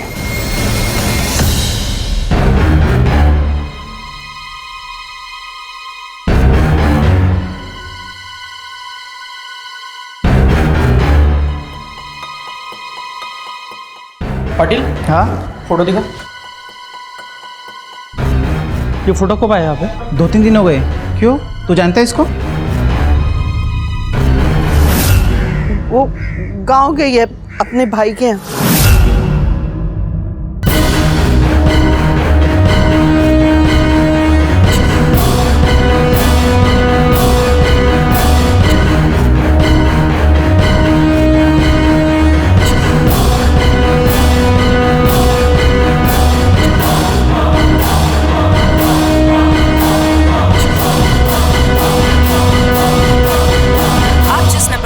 कर रहे हैं वो इस समय स्विच्ड ऑफ है। लग तो ऐसा ही रहा है कि सुनीता इस आशुतोष के साथ मिलकर अपना गैंग चलाती हो, लेकिन डॉक्टर विक्रम के घर कोई लूट नहीं हुई। और इस औरत की लाश हमें वहां क्यों मिली? अगर हम ये मान लें कि ये औरत इस गैंग की मेंबर थी तो इसकी हत्या क्यों हुई? ये अपराधी है या विक्टिम, ये तभी क्लियर होगा जब इनमें से कोई हमारे हाथ लगेगा। सर आशुतोष त्यागी का फोन ऑन हुआ है, अभी घोड़बंदर में एक्टिव है। आप जिस नंबर को डायल कर रहे हैं वो इस समय स्विच्ड ऑफ है।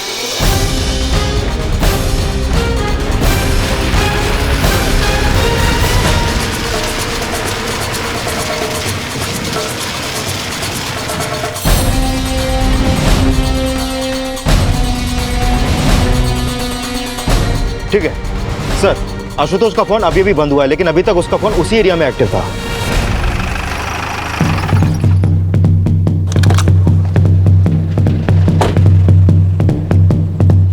उसको देखा तूने यहाँ आसपास में कहीं पर?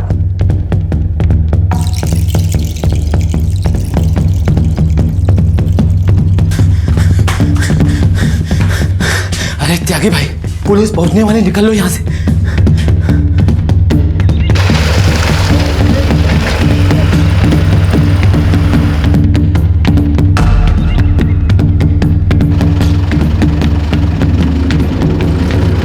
छोड़ दो मुझे छोड़ दो, मुझे मत ले जाओ कहीं, छोड़ दो।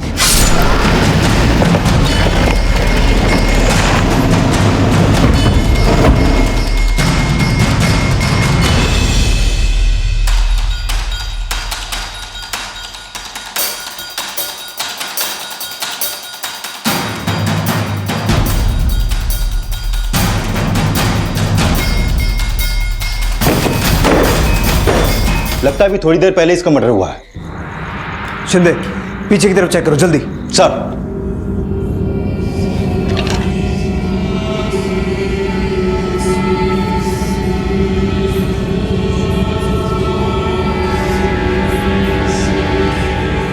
सर, कुछ नहीं मिला इसके पॉकेट में।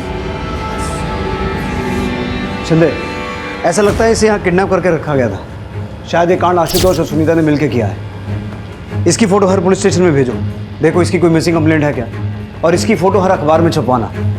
मुझे लगता है इसकी पहचान करके हम आशुतोष और सुनीता तक पहुंच सकते हैं। सर। हाँ बोल छिरके। सर, विरार पुलिस स्टेशन से फोन आया था। जिस औरत की लाश हमें डॉक्टर विक्रम के बंगलों में मिली थी वो विरार की है। पूजा सोडी नाम है उसका। पूजा सोडी? उसका गुरवंश सोडी से कोई कनेक्शन है क्या? हाँ सर, वो गुरवंश की बहू है। और सर वो भी भाईंदर में काशी टेम्पल जाती थी। सर अभी गुरुवंश का फोन भी बंद आ रहा है।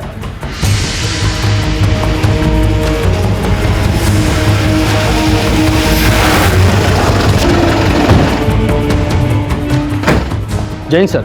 सर मैं इस्माइल से, विरार पुलिस थाने से, गुरवंश मौसी का पड़ोस में रहता हूँ सर। सर जिस दिन आपको पूजा की लाश मिली थी उस दिन मेरी मौसी से बात हुई थी, लेकिन जब पूजा का फोटो थाने में आया तब मैं छुट्टी पे था सर। Excuse me sir. हाँ बोलो सर। क्या कदम, ताला तोड़ो। सर।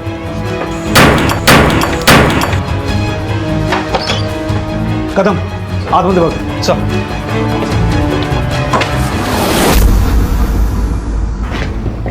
दर्शन, दर्शन, दर्शन, दर्शन।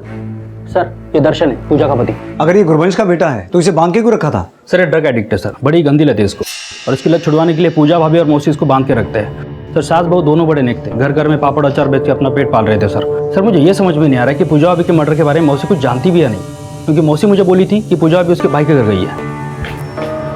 सर एक मिनट। सर नीलम और कुसुम का फोन भी बंद है। इसका मतलब है पूजा के मर्डर में सुनीता ही नहीं, नीलम, कुसुम और गुरवंश का भी हाथ होगा। एक काम सर, सर तलब इसको परेशान कर रही है, इसको इलाज की जरूरत है। ठीक है, इसे हॉस्पिटल लेके जाओ, और गुरवंश के बारे में कुछ भी इंफॉर्मेशन मिले तो मला अपडेट कर। Okay sir.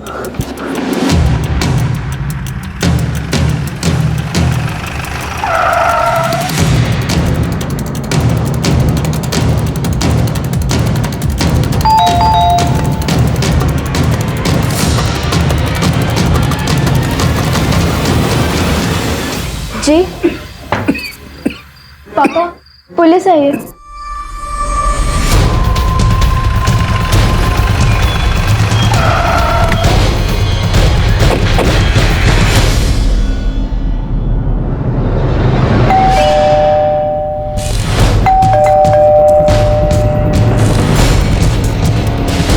शिरके, लगता है अंदर कोई नहीं। नीलम के लिए हम खुद परेशान हैं साहब। कल रात से वो घर नहीं आई है। वो इसलिए घर नहीं आई क्योंकि वो भाग गई। अगर तुम जानते हो कि वो कहाँ है तो बता दो। साहब हम कुछ नहीं जानते साहब, लेकिन उसने किया क्या है?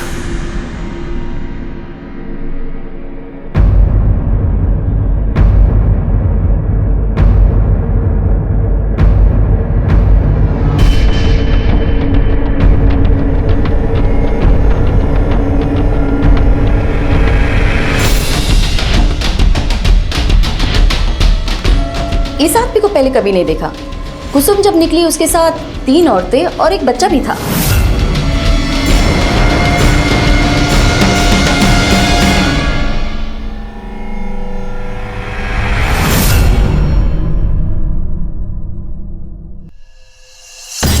यही वो 3 औरतें थी? हाँ सर, यही औरतें थी। हाँ सर, मैंने भी एक बार दीदी को किन्नर के भेस में देखा था, पर उन्होंने कोई क्राइम नहीं किया था। उन्होंने तो एक ड्रामा कंपनी ज्वाइन की थी। ड्रामा नहीं, क्राइम ही कर रही थी वो, और अभी अपना फोन बंद करके फरार है। सब मेरी गलती है साहब। मेरे ताने सुन के ही शायद वो गलत रास्ते पे चली गई होगी। वो तो बेटा बनना चाहती थी साहब, लेकिन मैं बाप भी नहीं बन सका साहब, बाप भी नहीं बन सका।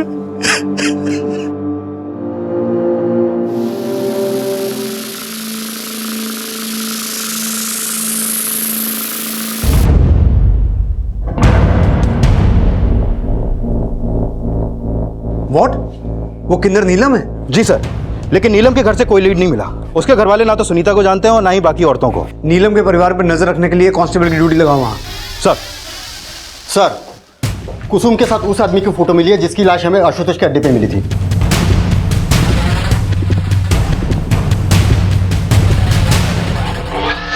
सर, ये तो आनंद है, कुसुम का पति। कुसुम का पति? ये लोग यहाँ कब से रह रहे हैं? पिछले 5-6 महीने से। सुनीता, कुसुम, नीलम और गुरबंश, इनसे जुड़ी हर इंफॉर्मेशन निकालो। इनकी फोटो हर एक पुलिस स्टेशन में सर्कुलेट करवाओ और बांद्रा पुलिस से कहो कि रोहित के फरार साथी मुन्ना की केस फाइल भेजे। रोहित ने हमें बताया था कि सुनीता कर्नाटका से है। तब वो कर्नाटका में कहीं की है? तो कर्नाटका पुलिस हेडक्वार्टर में सुनीता की फोटो भेजो और इसके पति के बारे में इंफॉर्मेशन निकालो। हो सकता है इन चारों के बारे में कोई लीड मिले। सर,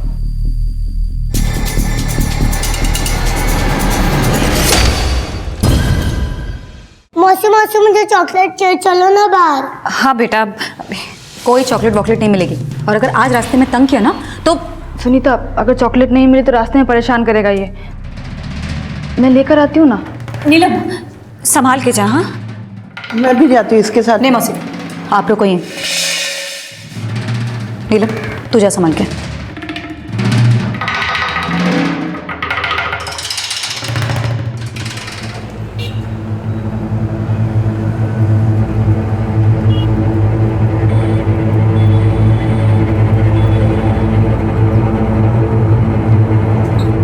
भैया, 5 छोटा वाला वो।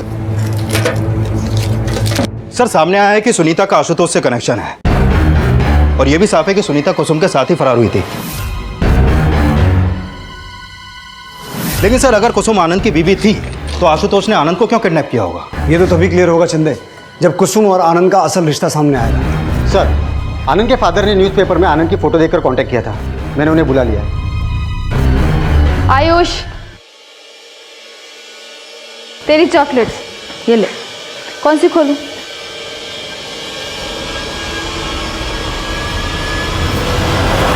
बोल।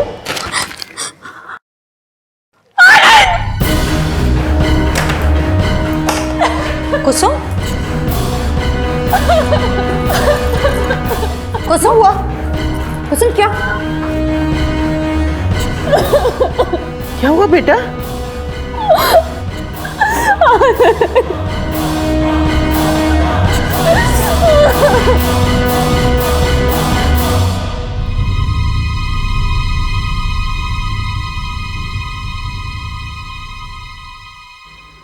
आनंद!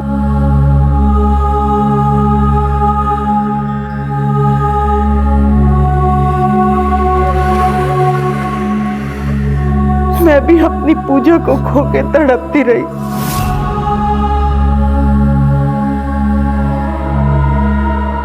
अब अपने बेटे को भगवान के भरोसे छोड़ के आई हूँ।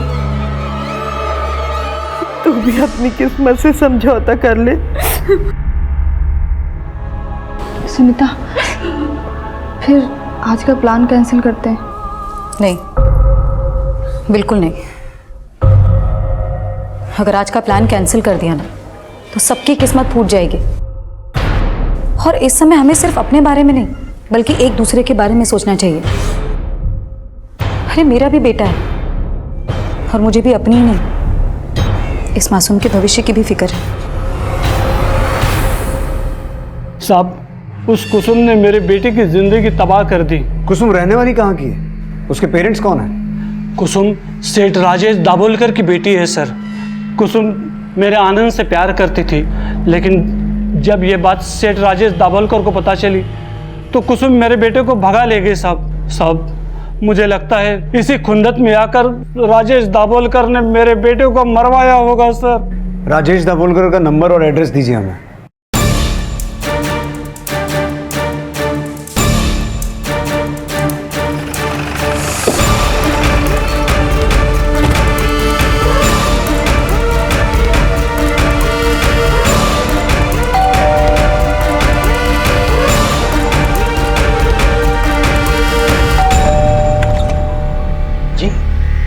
राजेश दाभोलकर। कौन है विनोद? अरे सर, नादान है मेरी बेटी और उस लड़के ने न जाने कौन सी पट्टी पढ़ा दी, भाग गई उसके साथ। भाग तो वो अपने दहीसर वाले फ्लैट से भी गई, लेकिन आनंद के मर्डर में उसी का हाथ है या फिर आपने अपनी कोई दुश्मनी निकाली उससे? सर, गद्दारी उसने की थी मेरी बेटी को भगाकर। वैसे भी मैं अपनी बेटी से नाता तोड़ चुका हूं, तो उससे दुश्मनी निभाकर मुझे क्या मिलने वाला है? तो आप ये सफाई दे रहे हैं कि आप नहीं जानते कि कुसुम कहाँ है? कैसे जानूंगा सर? जब से वो उसके साथ भागी है, एक फोन तक नहीं किया उसने मुझे। अरे सर, मुझे तो ये भी नहीं पता था कि उस लफंगे के साथ इधर दहीसर में रहती है। ठीक है, अगर कुसुम आपको कांटेक्ट करे तो हमें इन्फॉर्म जरूर कीजिएगा। अगर आपको कुछ पता चले ना तो आप मुझे बताइएगा। मुझे पूछना है उससे, मेरी परवरिश में ऐसी कौन सी कमी रह गई थी जो उस आनंद के लिए वो अपने बाप को भी भूल गई।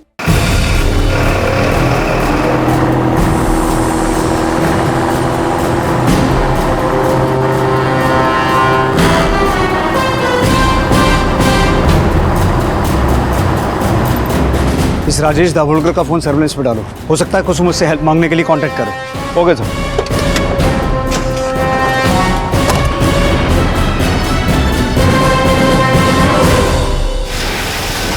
सर, मैंने डॉक्टर विक्रम से आशुतोष त्यागी के बारे में पूछताछ की, लेकिन उनको उसके बारे में कुछ भी नहीं पता। ये डॉक्टर हर चीज के बारे में ना ही बोलता है। लेकिन सर, उनके खिलाफ कुछ मिला भी तो नहीं है, और ये भी समझ में नहीं आ रहा कि उनके घर में पूजा की लाश मिलने का चक्कर क्या है। और अगर पूजा के मर्डर में आशुतोष और सुनीता का हाथ है तो फिर गुरबंश सुनीता का साथ क्यों दे रही है? जबकि इस्माइल और गुरबंश के बाकी पड़ोसियों का कहना यह है कि गुरबंश तो पूजा पे अपनी जान छिड़कते थे। जान तो शायद कुसुम भी छिड़कती होगी आनंद पर, इसीलिए उसने अपने बाप को छोड़ा। लेकिन आनंद के मर्डर में कनेक्शन निकला आशुतोष त्यागी का। कहीं ऐसा तो नहीं कि सुनीता ने आशुतोष से कुसुम के पति को अगवा करवाया और ये सोचा कि कुसुम अपने पति को छुड़वाने के लिए अपने अमीर बाप से पैसा ले आएगी, और शायद इसी तरह गुरबंश को अपनी किसी चाल में फंसा के उसने उसकी बहू पूजा का मर्डर करवाया? हो सकता है सर, क्योंकि सुनीता की क्रिमिनल हिस्ट्री है।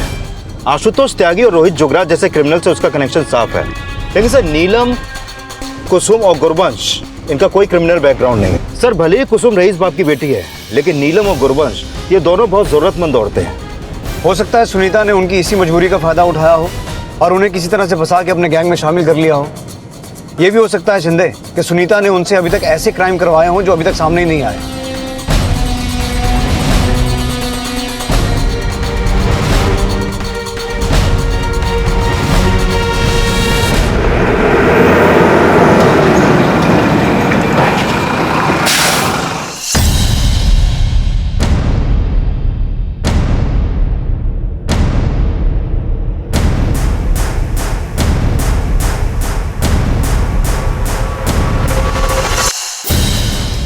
अब समझना ये होगा कि पूजा इनके गैंग की मेंबर थी या फिर पूजा के मर्डर के पीछे कोई और राज है।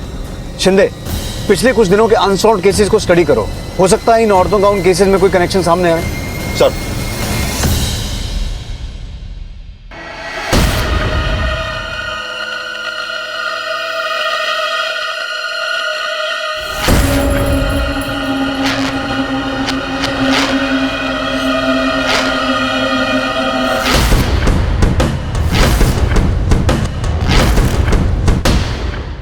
साधारण सी दिखने वाली महिलाओं ने आखिर क्यों इस बच्चे का अपहरण किया? क्या उन्हें इस अपराध के लिए मजबूर किया गया था, या फिर इस अपराध के पैमाने में किसी साजिश का जाम भरा था? सुनीता, कुसुम, नीलम और गुरबंश की चौकड़ी का आखिर पूजा से असल वास्ता क्या था? 17 जुलाई की रात पूजा को किसने मारा था, और 18 जुलाई की सुबह उसकी लाश डॉक्टर विक्रम के घर में मिलने का क्या राज था? और इस सब का कुसुम के प्रेमी आनंद की किडनैपिंग और हत्या से क्या कनेक्शन था? सर, 1 महीने पहले अंधेरी के एक बंगलों में चोरी हुई थी। वो केस अभी तक अनसॉल्व्ड है। मैंने उस केस की फाइल स्टडी की। कुछ विटनेस के बयान के मुताबिक वहां चोरी से पहले एक सेल्स वूमेन और एक किन्नर को देखा गया था।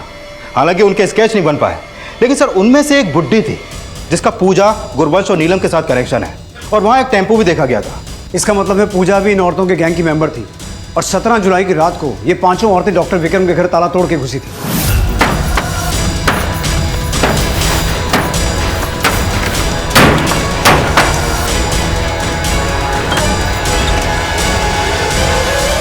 लेकिन सर डॉक्टर विक्रम के घर में तो कोई लूट नहीं हुई, और सवाल अब भी बना हुआ है कि अगर पूजा उनके गैंग की मेंबर थी तो उसका मर्डर क्यों हुआ? सुनो इधर, रुको। सर मेरा बेटा राहुल अभी तक स्कूल से वापस नहीं है।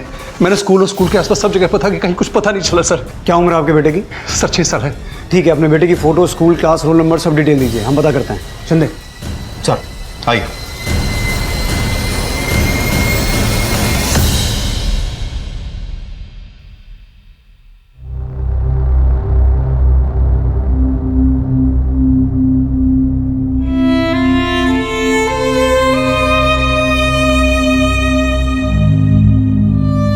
अरे वाह तनुजा बेटा, अब स्टोरी सुन रहे हैं। आपने मुझे डिस्टर्ब क्यों किया? वो इसलिए बेटा क्योंकि आपके इंजेक्शन का टाइम हो गया है। नहीं, मुझे इंजेक्शन नहीं लगाना है। बेटा तुमने मुझे प्रॉमिस किया था ना कि डॉक्टर जो भी बोलेंगे तुम वही करोगी। Okay mamma. Good girl. अभी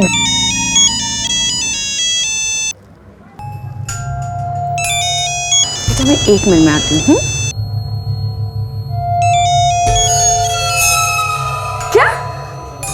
राहुल गायब हो गया। ये क्या कह रहे हो तुम? वर्षा तुम पैनिक मत हो, मैंने पुलिस को रिपोर्ट कर दी है, वो ढूंढ लेंगे राहुल को। दिलीप तुम्हारे लिए अपना काम ज्यादा इंपॉर्टेंट है या बेटा? हाँ तुम्हें पता है मैं तनुजा के पास से हिल भी नहीं सकती और तुम इतनी सी भी रिस्पॉन्सिबिलिटी ठीक से पूरी नहीं कर सकते कि अपने बेटे को स्कूल से टाइम पर पिक कर लो। हाँ चिल्ला के बात मत कर वर्षा, तुम्हारी सेंस ऑफ रेस्पॉन्सिबिलिटी से ज्यादा सेंस ऑफ रेस्पॉन्सिबिलिटी है मेरी। छोटी सी गलती क्या होगी कि दिलीप हमारा बेटा खोया है, तुम्हारे लिए जरा सी बात है। हाँ डर क्यों रहे हो बेटा? डरो मत, छोड़ो मुझे। मैं तुम्हारी दादी जैसी हूँ, तुम्हारी मम्मी को मैं जानती हूँ। तुम झूठ बोल रही हो।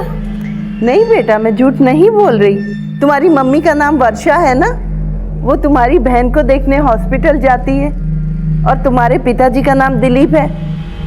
मैं तुम सबको बहुत अच्छे से जानती हूँ। तुम मुझे पकड़ के क्यों लाए हो? मम्मा मैं इसके साथ खेलूं? तू अंदर जा। नहीं मम्मा मुझे खेलना है। बोला ना मैंने एक बार, अंदर जा मतलब अंदर जा। चल। ठीक है सर, मैं पता करता हूँ।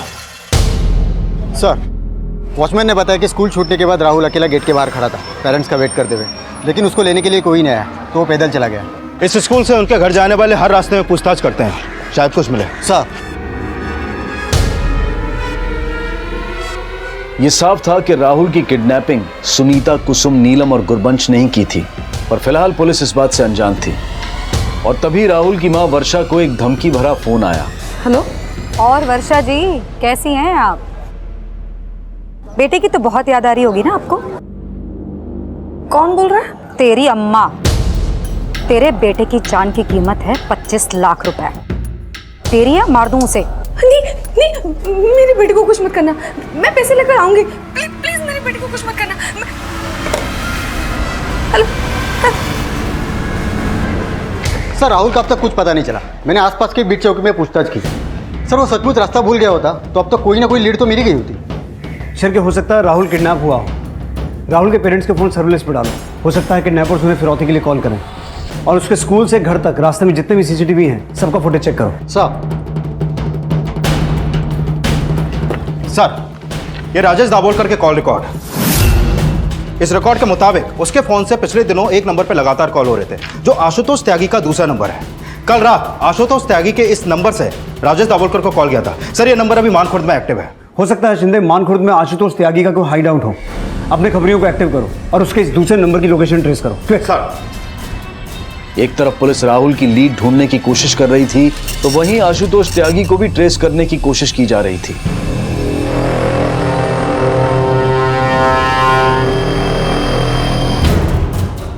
और जल्द ही पुलिस ने आशुतोष को और उसके गैंग के कुछ लोगों को अरेस्ट कर लिया।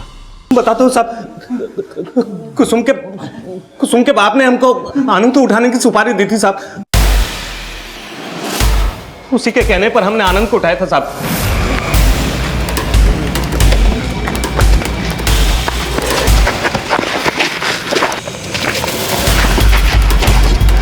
अगर राजेश दाभोलकर के कहने पे तूने आनंद को उठाया था तो सुनीता ने तुझे कॉल क्यों किया? सुनीता? कौन सुनीता साहब? अच्छा, सुनीता को नहीं जानता तू? नहीं साहब, मैं किसी सुनीता को नहीं जानता। लेकिन कुसुम की एक सहेली का फोन आया था मेरे पास में। अगर तू सुनीता को नहीं जानता तो सुनीता को कैसे पता चला कि तूने आनंद को उठाया? साहब, कुसुम ने सुनीता को बताया होगा ना साहब। खुद बोल रहा है कि तूने राजेश दाभोलकर के कहने पर आनंद को उठाया, तो कुसुम को कैसे पता चला? साहब, कुसुम को मैंने फोन किया था साहब। कुसुम का बाप आनंद को मारने के लिए 5 लाख रुपए दे रहा था और मैं आनंद को छोड़ने के लिए कुसुम से 10 लाख रुपए मांग रहा था। सोचा था दोनों से पैसा लेकर आनंद को टपका दूंगा।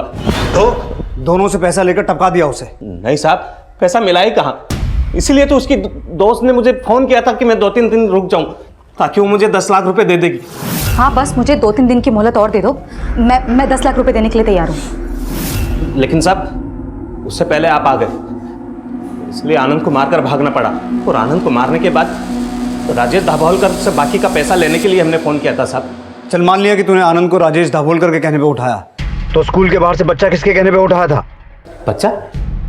नहीं साहब, हमने किसी बच्चे को नहीं उठाया था साहब। हमने तो खाली आनंद को उठाने की सुपारी ली थी साहब। छोड़िए मुझे। अरे कहाँ ले जा रहे आप लोग? किया क्या है मैंने भाई? कुछ तो बताइए मुझे। क्या हो क्या रही है?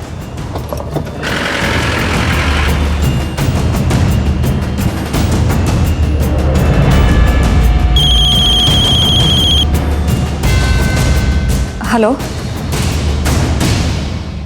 हाँ सर, मैंने कहा था आनंद को उठाने के लिए। उसने मेरी पीठ पर छुरा भोंका, मेरी बेटी को लेकर भाग गया। मैं तो उसे मरवाना चाहता था सर, ताकि कुसुम के पास वापस आने के अलावा और कोई ऑप्शन ही ना बचे। हो सकता है कुसुम लौटकर तुम्हारे पास आ गई हो और तुम ही ने उसे छुपा के रखा हो। अरे नहीं सर, मुझे नहीं पता। मुझे नहीं पता वो कहाँ है। और अब तो मुझे डर भी लगने लगा है सर कि आनंद की मौत का सुनकर वो खुद ना कुछ कर बैठे। वो आनंद को लेकर बिल्कुल पागल थी सर। मैंने उसे बहुत समझाने की कोशिश की, लेकिन उसके मन में जब एक बात बैठ जाए ना तो उसके अलावा और कुछ भी नहीं सोचती थी वो। बेटा थोड़ा सा खा ले। मुझे नहीं खाना, मुझे मम्मी के पास जाना है। थोड़ा सा खा ले ना बेटा। वर्षा पैसे देने के लिए मान गई है। सर, आशुतोष के फोन पर सुनीता ने सिर्फ 2 बार कॉल किए थे। सर, हो सकता है आशुतोष सच बोल रहा हो, वो सुनीता को नहीं जानता हो। सर, जो 6 साल का बच्चा गायब हुआ है राहुल, मैंने उसके आस पड़ोस में पूछताछ की तो ये पता चला कि उसके माँ बाप दिलीप और वर्षा के बीच में बिल्कुल नहीं बनती थी। सर, दिलीप वर्षा पे शक करता था कि उसका कहीं पे अफेयर है। और सर, ये बात पता चली कि दोनों की एक बेटी भी है, तनुजा, जिसे स्किन कैंसर है। और दिलीप वर्षा से तलाक लेने के बाद बेटे को अपने पास रखना चाहता था, बेटी को नहीं। तो कहीं ऐसा तो नहीं कि दिलीप ने खुद ही अपने बेटे को किडनैप करवाया हो? वो जानबूझकर उस दिन राहुल को स्कूल से लेने गया ही नहीं। सर, हो सकता है आपका अंदाजा सही हो, क्योंकि राहुल के किडनैपिंग के बाद से उसके पेरेंट्स को कोई रैंसम का कॉल भी नहीं आया। दिलीप और वर्षा दोनों के कॉल रिकॉर्ड्स निकालो और दोनों को यहाँ बुलाओ। सर, अगर मुझे ज़रूरी काम नहीं होता ना तो मैं तुम्हें अकेले छोड़कर कभी नहीं जाती। मैं जल्दी से आने की कोशिश करूँगी। मम्मा, कल से राहुल भी मुझसे मिलने नहीं आया, प्लीज उससे बुला दो। फिर आप लेट आओगे तो भी चलेगा।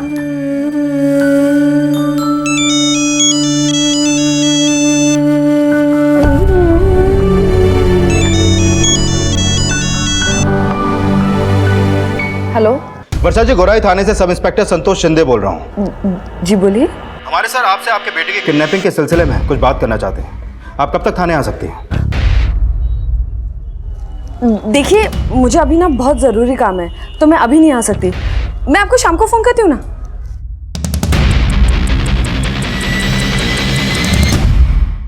सर, मैं मानता हूँ मुझे अपनी बीवी वर्षा पे शक है। शक है तो फिर ये भी जानते होंगे कि उसका अफेयर किससे है? सर, ये मुझे नहीं पता, लेकिन उसके बिहेवियर से ऐसा लगता ही है कि जैसे उसके किसी न किसी के साथ तो अफेयर है। इसीलिए तुम उससे डिवोर्स लेना चाहते थे, लेकिन कस्टडी सिर्फ बेटे की चाहते थे, बेटी की नहीं। ऐसा क्यों? सर, ऐसा नहीं है। मैं अपना बेटा और बेटी दोनों को चाहता हूँ। लेकिन फिर भी उस दिन अपने बेटे को टाइम पर स्कूल लेने नहीं पहुंचे। कहीं ऐसा तो नहीं कि अपने बेटे को किडनैप तुम्ही ने करवाया हो? सर, आप क्या कह रहे हैं? मैं अपने बेटे को किडनैप क्यों करवाऊंगा? तो फिर कौन किडनैप करवा सकता है? किसी पे शक? सर, अगर मुझे किसी पे शक होता तो मैं आपको पहले ही बताया था। बच्चे मुझे नहीं खाना, मुझे मम्मी के पास जाना है। हाँ, लेके जाएंगे बेटा। मुझे नहीं खाना। अच्छा, दूध पी ले बेटा, दूध पी ले थोड़ा। ए सुनीता, बच्चा इतना परेशान है, तू भी तो एक माँ है, छोड़ देते हैं उसे। क्या कहना चाहती हो मौसी? हाँ, बिना पैसे लिए इसको छोड़ूं?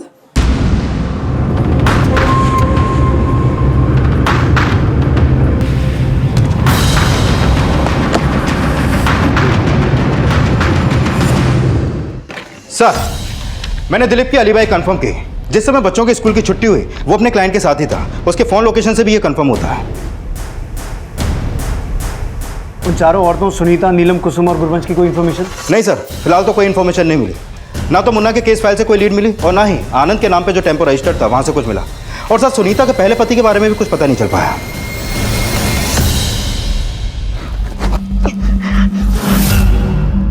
बेबे खोल दे, बेबे खोल देना।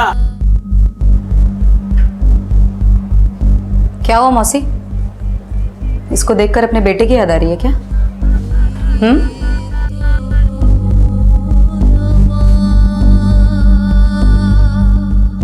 अब क्या कर सकते हैं ना मौसी, अब आपके नसीब में बहू बेटे का सुख ही नहीं लिखा है तो। और कुसुम और मेरे नसीब में पति का। और ये नीलम अपने बाप के दिए हुए घाव झेल रही अब तक। पता है मौसी, हम लोग कभी भी बुरे नहीं थे, हमें हमारे हालातों ने बुरा बना दिया। पता है, जब मैं इस घर में शादी करके आई थी ना, तब मुझ में कोई कपट नहीं थी। यहीं से मेरा गृह प्रवेश हुआ था और तब से नर्क के दिन शुरू हो गए मेरे। मेरा पति साला अक्षय अड़प्पा दारू पीकर मुझे रोज मारता था। एक दिन मेरे अंदर की चंडी जागी और मैंने उसको मार दिया।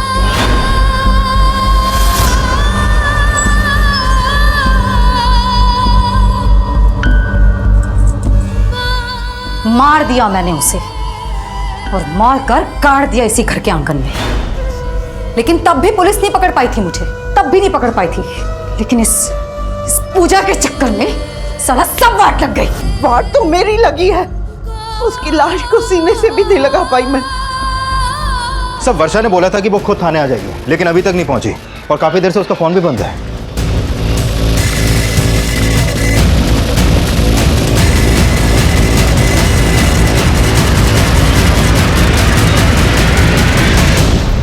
कहीं ऐसा तो नहीं किडनैपर्स ने वर्षा को कांटेक्ट किया हो, इसीलिए वो हमसे मिलना अवॉइड कर रही? लेकिन सर, वर्षा के फोन पर तो अभी तक कोई भी रैंसम कॉल नहीं आया और ना ही उसके कॉल रिकॉर्ड में कोई ऐसा नंबर मिला है जिससे लगे कि उसका किसी और के साथ अफेयर था, जैसे उसके पति को शक था। शिंदे, वर्षा दूसरा नंबर भी तो इस्तेमाल कर सकती है, पता लगाओ। हो सकता है किडनैपर्स ने उसी नंबर पे कॉल किया हो। सर,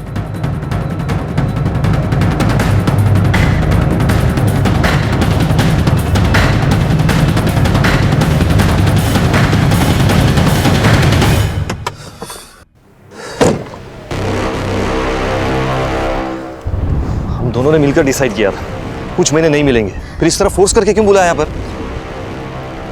जानती हो पुलिस कितनी अलर्ट है। विक्रम, मुझे तुम्हारी हेल्प चाहिए। हेल्प? कैसी हेल्प? विक्रम, मेरा बेटा किडनैप हो गया है और उन्होंने 25 लाख रुपए मांगे। क्या? और तुम तो दिलीप को जानते हो ना, बेटा खो गया तो भी चलेगा लेकिन वो 25 लाख रुपए कभी नहीं देगा। प्लीज मेरी हेल्प कर दो, मेरे लिए 25 लाख रुपए अरेंज कर दो। सर, एक एरिया की सीसीटीवी में राहुल की किडनैपिंग कैप्चर हुई है और ये किडनैपिंग सुनीता, नीलम, कुसुम और गुरवंश ने की है।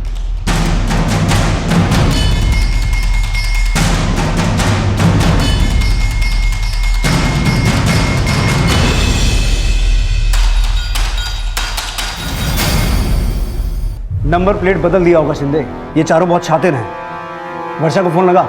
नहीं सर। मुझे लगता है किडनैपर्स ने वर्षा को जरूर कांटेक्ट किया होगा और वर्षा पैसा लेकर उनसे अपने बच्चे को लेने गई होगी। शिंदे, तुम वर्षा के पति दिलीप से मिलो, हॉस्पिटल जाओ, शायद पता चले कि वर्षा कहाँ और किसके पास है जो उसका नंबर बंद आ रहा है। सर। हेलो सर, मैं शीना शेट्टी बोल रही हूँ, विक्रम की वाइफ। आपसे मिलना चाहती हूँ, कुछ इन्फॉर्मेशन शेयर करनी है। सर वर्षा वो तो काफ़ी देर से नहीं आई है, उसकी बेटी भी उसके लिए परेशान हो रही है। अच्छा, कौन से वार्ड में है उनकी बेटी? आइए सर।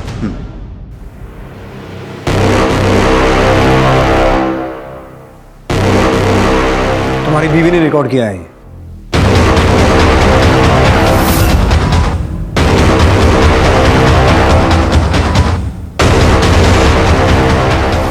और इनका यह भी कहना है कि तुम्हारा सिर्फ वर्षा के साथ नहीं और कईयों के साथ अफेयर है। मानता हूँ सर, मेरा अफेयर है वर्षा के साथ, बट सिर्फ वर्षा के साथ है और कोई नहीं। वर्षा का बेटा किडनैप हुआ है, उसके बारे में क्या जानते हो? उसी सिलसिले में वो मुझसे मिलने आई थी। किडनैपर्स ने 25 लाख फिरौती मांगी थी, पैसे लेने आई थी वो। और तुमने उसे पैसे दे दिए? सर जब आपका फ़ोन आया तो बैंक से पैसे विड्रॉ करके मैं उसी को दे रहा था।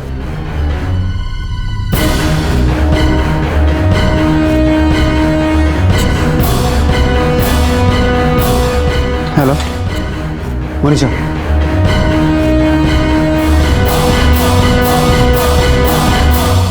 मतलब तुम्हारी और वर्षा की दोस्ती इतनी गहरी है कि तुमने उसे 25 लाख रुपए दे दिए? सर मेरा बस चले तो मैं शीना को डिवोर्स देकर वर्षा से शादी कर लूं। कब से जानते हो एक दूसरे को? 2 महीने पहले मुलाकात हुई थी। मैं एक हॉस्पिटल में गया था, वर्षा की बेटी तनुजा का कैंसर का ट्रीटमेंट चल रहा था वहाँ। बहुत परेशान थी वो, मैंने एक डॉक्टर सजेस्ट किया था, बस उसके बाद से हमारी बातचीत शुरू हो गई।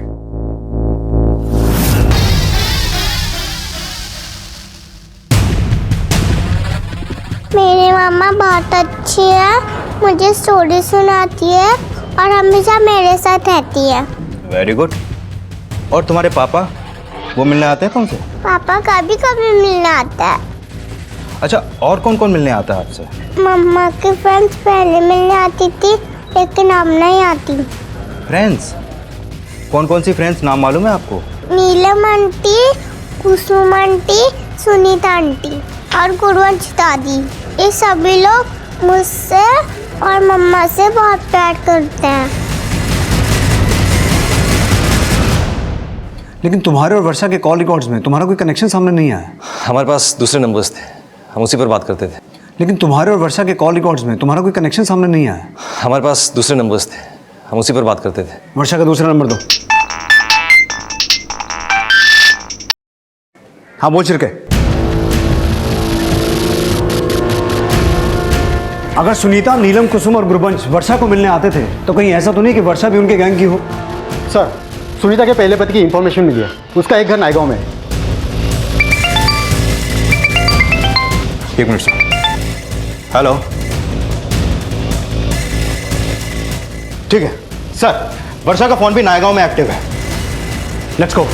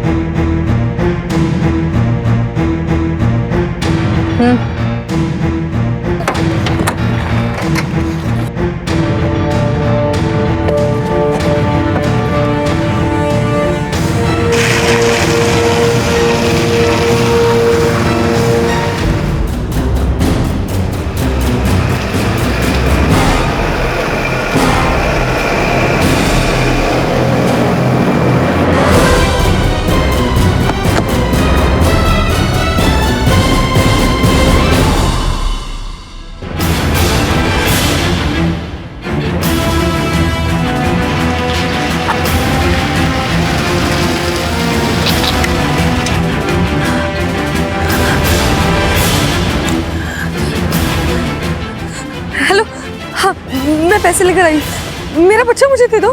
हाँ ठीक है, हम आ रहे हैं।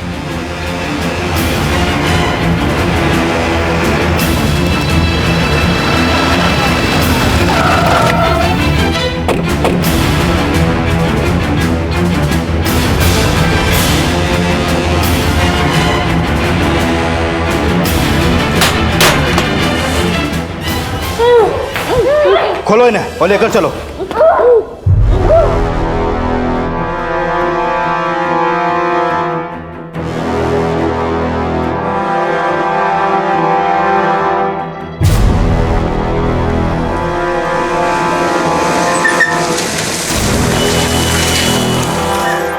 सर, कुसुम, गुरवंश और नीलम तीनों का अरेस्ट कर लिया हमने।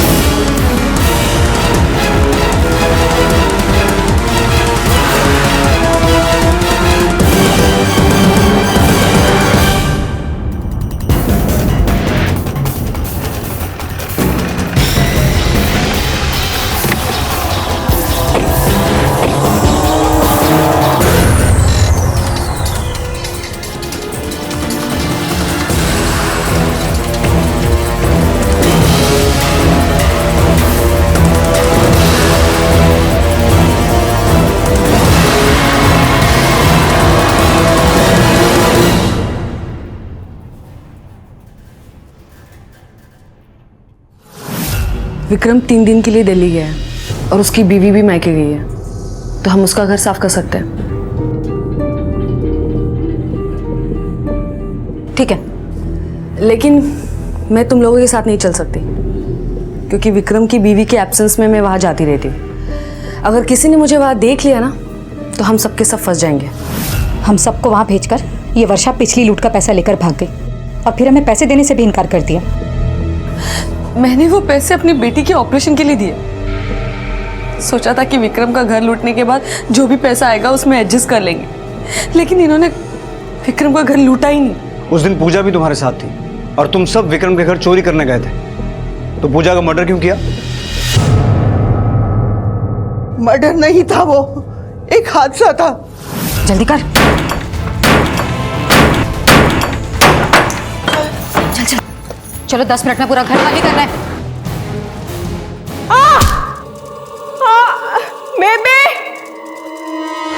पूजा! मौसी, मौसी, धीमी आवाज में, किसी ने सुन लिया तो सब मरेंगे।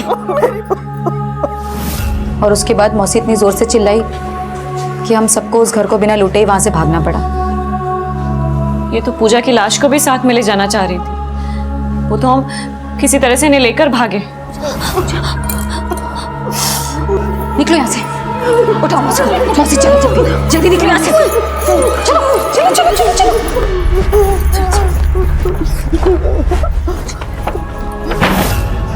मैं ही अभागन हूँ, मेरी वजह से मेरी बहू मर गई, उसकी लाश को मैं गले से भी नहीं लगा पाई। अगर इतना ही पछतावा था तो सच आके बताना चाहिए था हमें। बता देती साहब, बता देती। अगर मुझे अपने बेटे की फिक्र ना होती तो।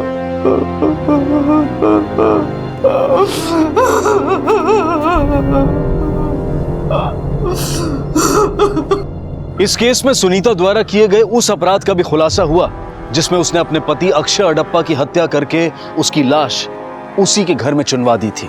सुनीता ने कहा कि उसका पति उसके साथ ज्यादतियां करता था और इन्हीं ज्यादतियों ने उसे उसकी हत्या के लिए उकसाया। लेकिन सुनीता ने वर्षा, नीलम, कुसुम और गुरबंश को जिन अपराधों के लिए उकसाया, क्या उसके लिए सिर्फ सुनीता को दोषी ठहराना सही होगा? दोष गुरबंश और पूजा का तो है, और दोष ड्रग एडिक्ट दर्शन का भी है, जिसकी बुरी आदतों ने उसकी मां और पत्नी को इस हताशा से भर दिया कि अपने घर को चलाने के लिए उन्हें किसी दूसरे का घर लूटना भी ठीक लगा। कुसुम के पिता राजेश कुसुम की नियति के लिए उतने ही दोषी थे जितने नीलम के पिता ब्रजेश नीलम की नियति के लिए। वहीं अगर वर्षा का पति दिलीप अपनी कैंसर पीड़ित बेटी को अपना बोझ न समझकर उसके इलाज को अपनी जिम्मेदारी समझता, तो गुरबंश, पूजा, कुसुम और नीलम के साथ साथ वर्षा भी सुनीता की विनाशकारी सोच का शिकार न बनती। अब मैं अनूप सोनी आपसे विदा लेता हूं, फिर मुलाकात होगी अगले एपिसोड में एक और चौंका देने वाले केस के साथ। तब तक अपना और अपने परिवार का ख्याल रखें और देखते रहें क्राइम पेट्रोल डायल 100। सबक एक को सीख हम सबको। जय हिंद। क्राइम पेट्रोल के और भी दिलचस्प कहानी देखने के लिए हमारे चैनल को सब्सक्राइब करें और बेल आइकॉन दबाना न भूलें।